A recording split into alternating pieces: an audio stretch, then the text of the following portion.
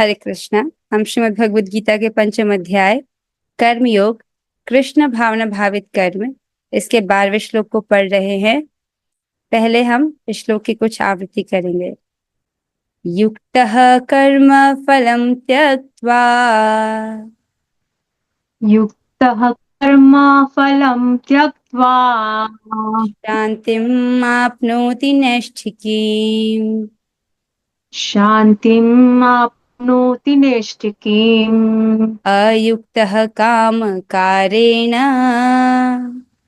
अयुक्तः कामकारेण फले सक्तो निबध्यते। फले सक्तो निबध्यते। बहुत अच्छे माता जी। युक्तः कर्म फलं त्यक्त्वा युक्तः कर्मफलं त्यक्त्वा शान्तिम् आप्नोति नैष्ठिकीम्। शान्तिम् आप्नोति नैष्ठिकीम्। अयुक्तः कामकारेण अयुक्तः कामकारेण फले सक्तो निबध्यते। फले सक्तो निबध्यते। बहुत अच्छे माता जी। युक्तः कर्म फलं त्यक्त्वा युक्तः कर्मफलं त्यक्त्वा शान्तिम् आप्नोति नैष्ठिकीम्। शान्तिम् आप्नोति नैष्ठिकीम्। अयुक्तः कामकारेण अयुक्तः कामकारेण फले सक्तो निबध्यते। फले सक्तो निबध्यते। बहुत अच्छे माता जी। अब हम आगे बढ़ेंगे। जिन भक्तों को नहीं मिला आज मौका उन्हें अगली बार हम देने का प्रयास करेंगे। इस श्लोक पर चर्चा हमने कल भी किया था, परंतु कुछ महत्वपूर्ण पॉइंट्स जो है वो रह गए, इसलिए हम इसको फिर से पढ़ रहे हैं ताकि वो जो महत्वपूर्ण बातें जो रह गई थी उसको कवर किया जा सके। इस श्लोक में भगवान क्या कहते हैं, आइए सुनते हैं। भगवान कह रहे हैं, निश्चल भक्त शुद्ध शांति प्राप्त करता है क्योंकि वह समस्त कर्म फल मुझे अर्पित कर देता है, किंतु जो व्यक्ति भगवान से युक्त नहीं है और जो अपने श्रम का फल कामी है वह बंध जाता है। बहुत सुंदर श्लोक है, बहुत गंभीर श्लोक है, ध्यानपूर्वक आप इसको सुनेगा। एक बार हम इसका अन्वय लेंगे। अन्वय देखिए। युक्त अर्थात निष्काम कर्मयोगी। युक्त मीन्स जो योग से युक्त है, ठीक है, जो निष्काम कर्म से युक्त है या जो भक्ति योग से युक्त है। तो युक्त कर्म फलम, कर्म फल को त्यक्त्वा, त्याग कर। तो वो योग से युक्त है और उसने कर्म फल को त्याग दिया है, कर्म फल को भोगने की स्पृहा को त्याग दिया है। नैष्ठिकीम शांतिम आपनोति, अर्थात उसको निष्ठा प्राप्त शांति मोक्ष को वो प्राप्त करता है, उसको नैष्ठिकी शांति प्राप्त होती है। यहाँ पर फल बताया गया है। यदि व्यक्ति योग से युक्त है, अपने कर्म फल की आसक्ति को उसने त्याग दिया है, तो उसको क्या फल मिलेगा। ऐसा नहीं है कि व्यक्ति बिना उद्देश्य के निष्काम कर्मयोग संपादित कर रहा है। निष्काम मीन्स जिसमें कोई भौतिक वस्तु की, भौतिक फल की कामना नहीं है, व्यक्ति उसको संपादित कर रहा है। ऐसा नहीं कि वो निरुद्देश्य होकर के उस कार्य को कर रहा है, उद्देश्य है, ठीक है। तो क्या उद्देश्य रखता है वो, आत्म साक्षात्कार का, अपने चित्त के शुद्धिकरण का, भगवान की प्रसन्नता का, राइट, उसका वो उद्देश्य लेकर चलता है। ऐसा व्यक्ति, उसे क्या फल प्राप्त होता है, जो योग से युक्त है और कर्म फल की आसक्ति को उसने त्याग दिया है, उसको नैष्ठिकीम शांति प्राप्त होती है। अब ये नैष्ठिकीम शांति क्या होती है, ऐसी शांति जो हमेशा रहेगी, स्थायी शांति। ऐसा नहीं कि आज शांति है, कल शांति है, फिर परसों फिर अशांत हो गया ना। एक बार ऐसी शांति प्राप्त होगी तो हमेशा रहेगी, हमेशा मन में ठंडक। फिर कह रहे हैं, अयुक्त काम कारेण मीन्स अयुक्त, जो योग से युक्त नहीं है, अर्थात जो सकाम कर्मी है, जो सकाम भाव से कर्म कर रहा है, काम कारेण, काम प्रवृत्ति वश, फले सक्त, फल में आसक्त होकर, निबध्यते, बंधन को प्राप्त होता है। तो जो सकाम कर्मी है, जो योग से युक्त नहीं है, वो कर्म को कर रहा है, उसके बदले में भौतिक फल चाहता है। इसके कारण, इस प्रिया के कारण कि उसको अपने अपने कर्म फल का उसको फल भोगना है, भौतिक कर्मों के फलों को भोगना है, इसके कारण क्या होता है, वो बंधन को प्राप्त होता है। राइट। तो यहाँ पर बताया गया जो इस प्रकार से सकाम कर्मी है, अर्थात इंद्रिय तृप्ति के लिए कार्य कर रहे हैं, तो उनका क्या परिणाम होगा, उनके लिए बंधन उनको प्राप्त होगा। बंधन मतलब उनको एक और भौतिक योनि प्राप्त होगी, एक और भौतिक जन्म प्राप्त होगा।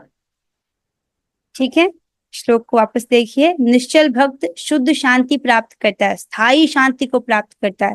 ऐसा क्यों? क्योंकि वह समस्त कर्म फल भगवान को अर्पित कर देता है। राइट।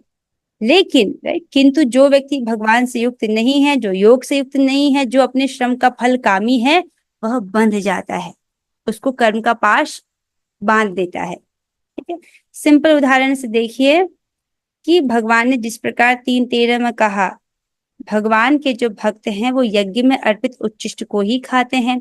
अन्य लोग जो अपनी इंद्रिय तृप्ति के लिए भोजन बनाते हैं, वो तो केवल पाप खाते हैं। राइट। तो बाहर से व्यक्ति दिख रहा है कि फल ही खा रहा है, शाकाहारी भोजन ही खा रहा है, लेकिन अगर वो भगवान को अर्पित नहीं है तो हर एक कौर का, हर एक फल का उसको बंधन लग रहा है। उसके लिए एक और भौतिक योनि तैयार हो रही है। आप समझ रहे हैं इसको? आइए, यहाँ पर तो सब लोग प्रसाद खाते हैं ना, भगवान की आज्ञा का पालन कर रहे हैं, दिस इज गुड।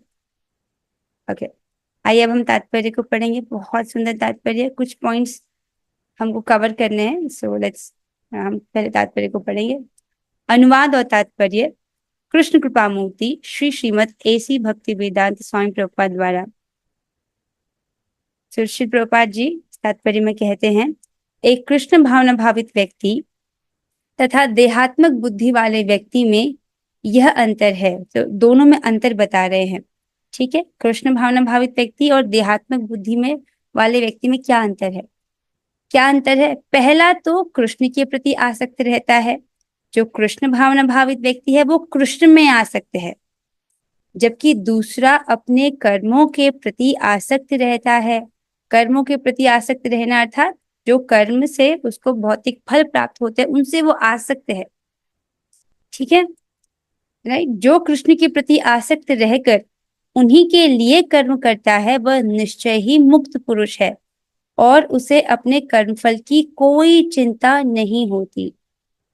राइट। अब इसको समझिए, है तो बहुत सिंपल सी बात, आप इसको समझ रहे हैं, लेकिन इतनी सिंपल सी बात भी लोगों को कहाँ पता है।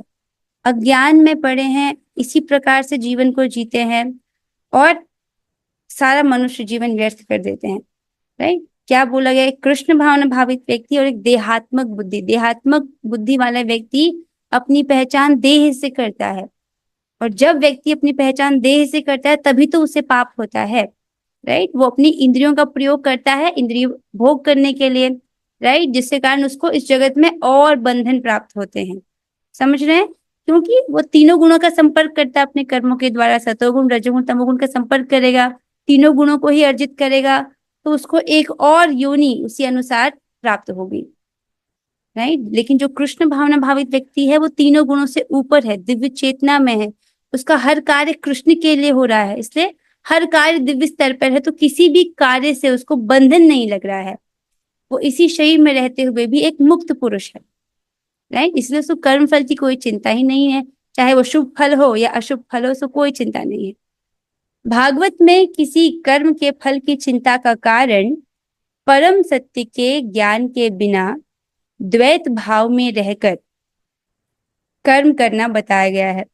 तो यहाँ पर प्रश्न क्या है कि व्यक्ति के चिंता का कारण क्या है, और इसको समझने से पहले समझिए कि द्वैत भाव है क्या।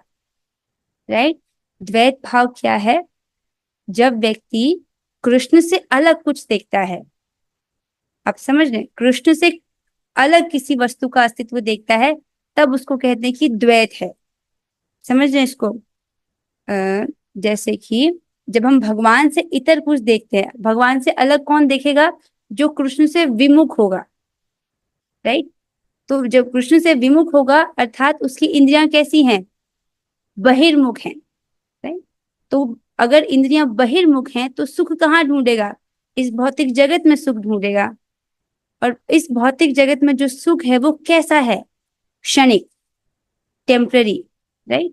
तो जब टेम्पररी चीजों के पीछे भागेगा, उन चीजों के पीछे के भागेगा जो कुछ समय के लिए है, तब उसको भय लगेगा ना कि ये छूट ना जाए, मुझसे छूट ना जाए, राइट। आज तक जो भी सुख मिला आपको, देखो वो सब क्षणिक था, जो भी भौतिक स्तर पर जो है कुछ समय के लिए है फिर गया, कुछ समय के लिए फिर हट गया।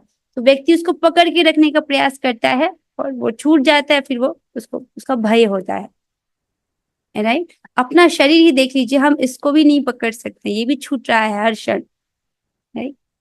सो कह रहे हैं कि तो द्वैत भाव समझ आए, कृष्ण से इतर किसी वस्तु का अस्तित्व को देखना। भागवत में किसी कर्म के फल की चिंता का कारण परम सत्य के ज्ञान के बिना, उसको परम सत्य का ज्ञान नहीं है और वो द्वैत भाव में रहकर कृष्ण से विमुख होकर कृष्ण से इतर वस्तुओं का अस्तित्व देखकर कर्म करता है, इसलिए वो चिंता में रहता है। फिर कहते हैं श्री कृष्ण, कृष्ण श्री भगवान है, कृष्ण भावनामृत में कोई द्वैत नहीं रहता, जो कुछ विद्यमान है वह कृष्ण का प्रतिफल है और कृष्ण सर्वमंगलमय है। तो जब व्यक्ति कृष्ण भावनामृत में कार्य करता है, राइट, कृष्ण भावना भावित होकर के अपने कर्म को करता है, तो वो देख रहा है कि सब कुछ तो कृष्ण का है, सब कुछ तो कृष्ण से आया है, जो कुछ भी विद्यमान है कृष्ण का प्रतिफल है, राइट। इसीलिए क्या प्रयास करता है, हर वस्तु को कृष्ण की सेवा में उपयोग करने का प्रयास करता है वो, ठीक है। और यहाँ पर क्या कह रहे हैं, और कृष्ण तो सर्वमंगल है, ये तो है ही, राइट। भगवान क्या है, सर्वमंगलमय है। सो फिर कहते हैं अतः कृष्ण भावनामृत में संपन्न सारे कार्य परम पद पर है, राइट। सब कुछ सर्वमंगल में कैसे होगा, जब आप उस चीज का प्रयोग कृष्ण भावनामृत में करना सीखेंगे। फॉर एग्जाम्पल एक माता जी, एक उदाहरण लेते हैं, मान लीजिए एक माता जी का बच्चा है, अब वो बच्चा, उस बच्चे को वो पाल रही हैं, राइट, ये उनका कर्तव्य है माता के रूप में। अब वो बच्चा अगर उसको वो भक्ति नहीं करा रही हैं और उस बच्चे की आसक्ति के कारण अगर उनका जब छूट रहा है, तब तो वो बच्चा उनके लिए अशुभ हो गया ना। क्यों, क्योंकि अभी जब देह छूटेगा तब सबसे महत्वपूर्ण क्या बात होगी कि उन्होंने कितना भजन किया, उसके अनुसार उनकी अगली गति डिसाइड होगी, राइट। अब उस बच्चे की आसक्ति के कारण अगर वो भजन नहीं कर पाएंगे तो बच्चा तो अशुभ हुआ ना। लेकिन अगर वो उसी बच्चे को ज्ञान से युक्त होकर के पालन करे तो मीन्स कि मैं भी जीवात्मा हूँ, मैं भगवान का सेवक हूँ, राइट। और ये जो बच्चा ये भी भगवान का अंश है, भगवान का सेवक है। और माता के रूप में, पिता के रूप में और गुरु के रूप में, राइट, प्रमुख कर्तव्य ये होता है कि अपने आश्रित को जन्म मृत्यु के चक्र से बाहर निकालना, किस प्रकार से उसको भगवान की सेवा में लगा करके, ये प्रमुख दायित्व है।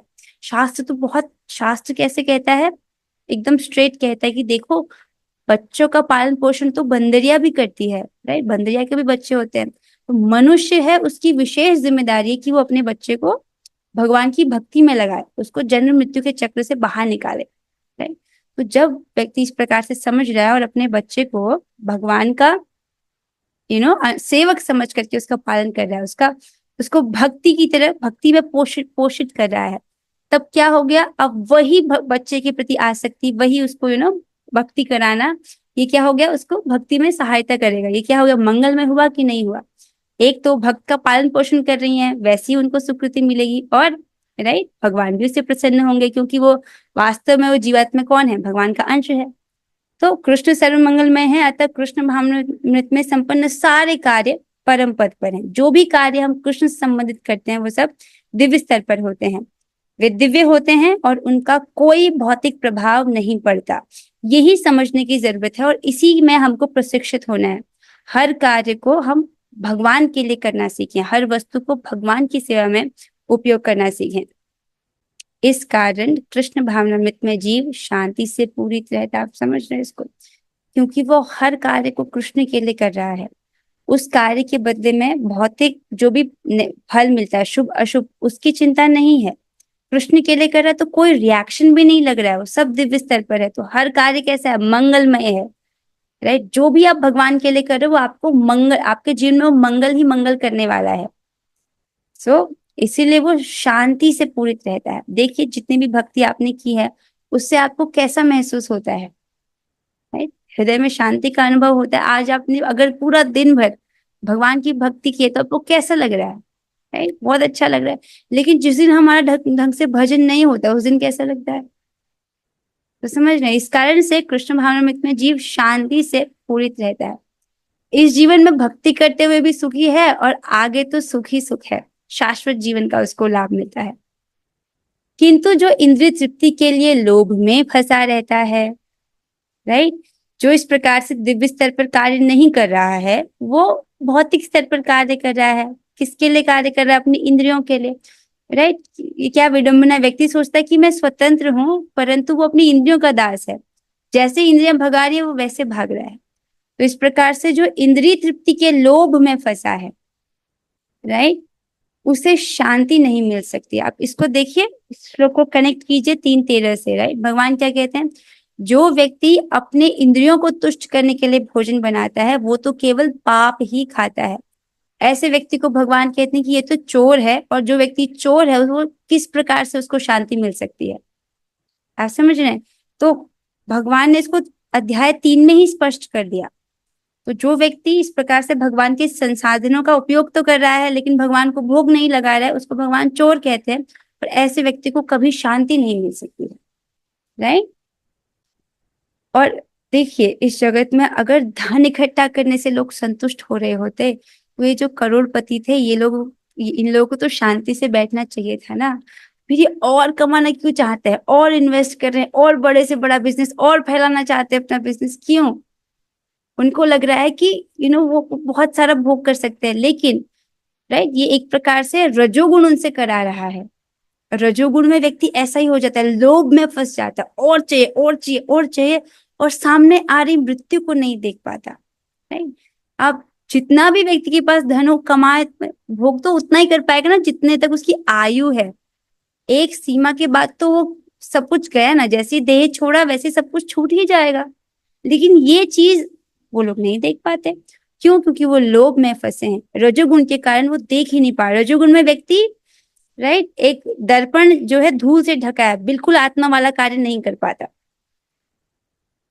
यही कृष्ण भावनामृत का रहस्य है। क्या रहस्य है? यह अनुभूति कि कृष्ण के अतिरिक्त कुछ भी नहीं है, सब कुछ कृष्ण का है, सब कुछ कृष्ण से ही उद्भूत है। इसीलिए हर वस्तु कृष्ण की संपत्ति है, सब कुछ कृष्ण की सेवा में लगना चाहिए। और फिर क्या कहते हैं?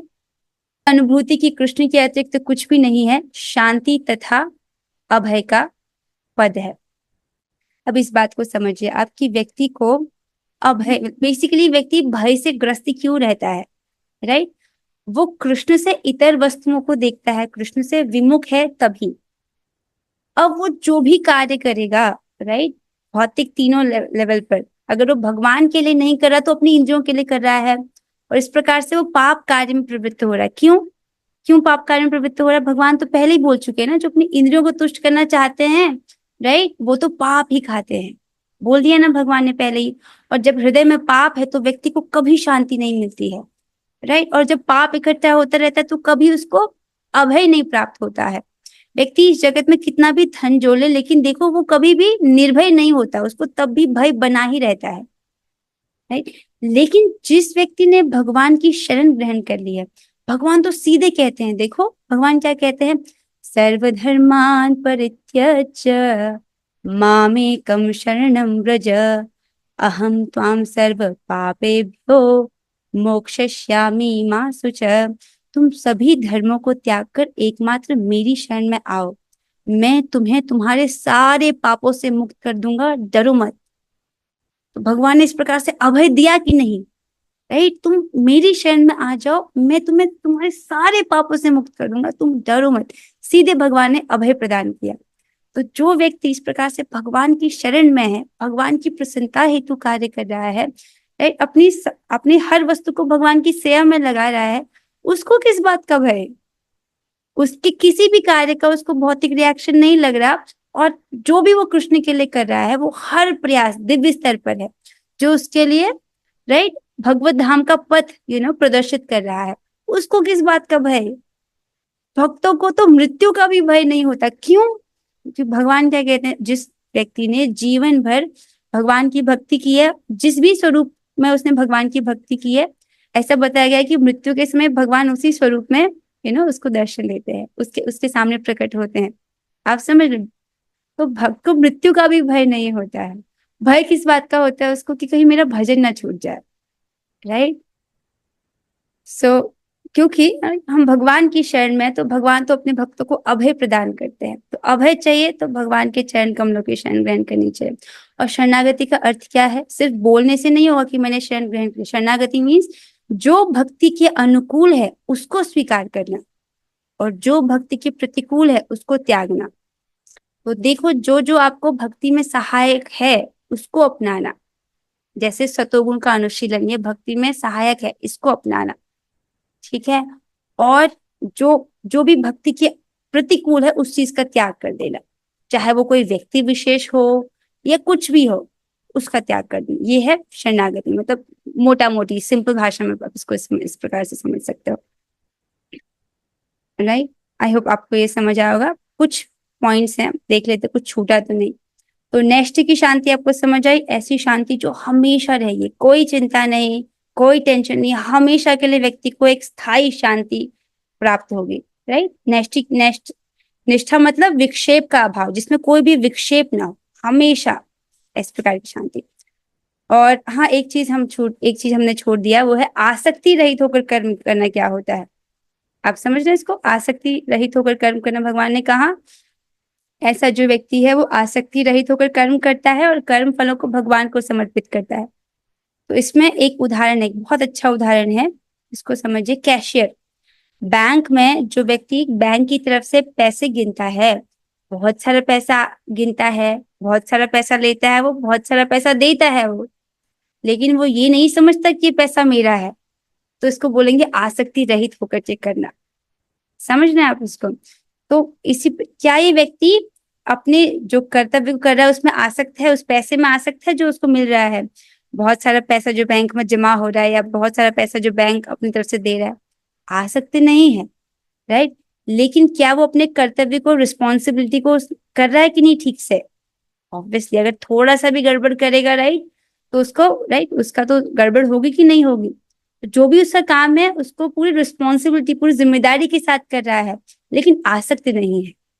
यही भगवान बोल रहे हैं कि अपने कर्तव्य को करो लेकिन उसमें आसक्त मत रहो, ठीक है। और कर्म फल को भगवान को अर्पित करो।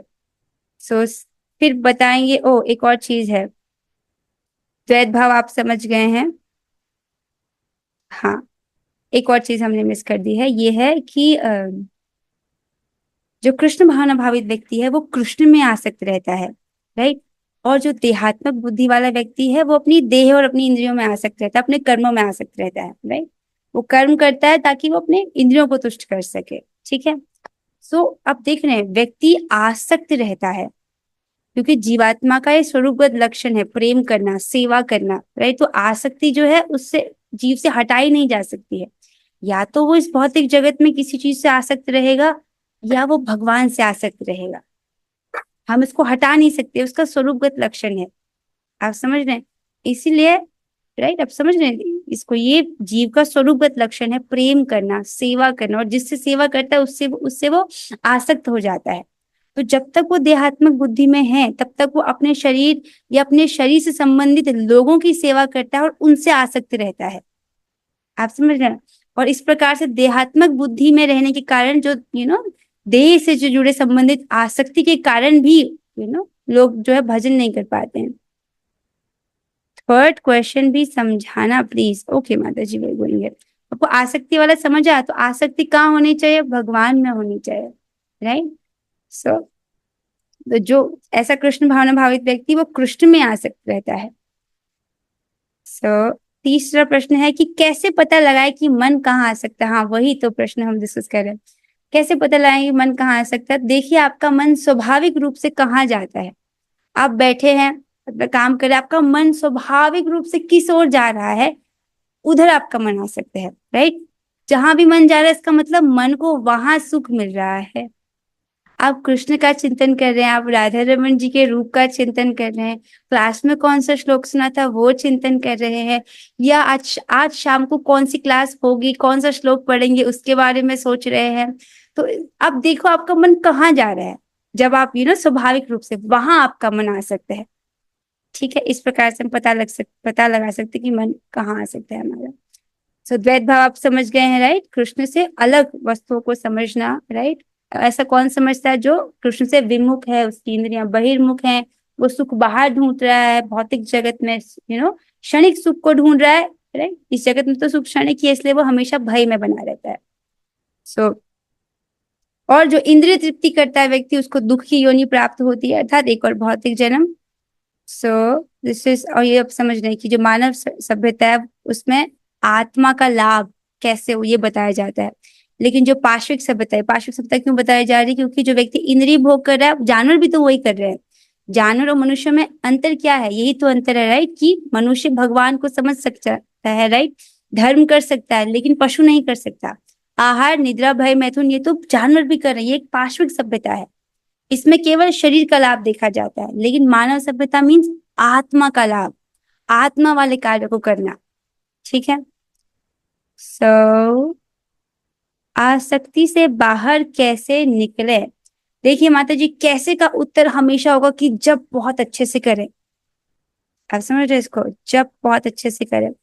कई बार भगवान आपकी इसमें इस चीज आसक्ति काटने में भगवान सहायता करते हैं, तब हम उसको काट पाते हैं। जैसे कि आप एक बार भक्ति में मैप करते हैं, श्रद्धा, साधु संग, भजन क्रिया, अनर्थ निवृत्ति, राइट। उसके बाद क्या आता है? निष्ठा, राइट, रुचि, फिर आसक्ति, फिर आता आसक्ति का लेवल। तो अब देख रहे हैं स्टेप बाय स्टेप प्रोसेस है। तो आसक्ति के बाद व्यक्ति कहाँ पहुंचता है? फिर भाव में पहुंचता है। तो आसक्ति के लेवल तक, आसक्ति के लेवल में व्यक्ति इस जगत के भौतिक रिश्तों से अनासक्त हो जाता है, और उसको पता चल जाता है कि उसका संबंध किससे है, एकमात्र संबंध कृष्ण से है, और वो कृष्ण में आसक्त हो जाता है। आप समझ रहे?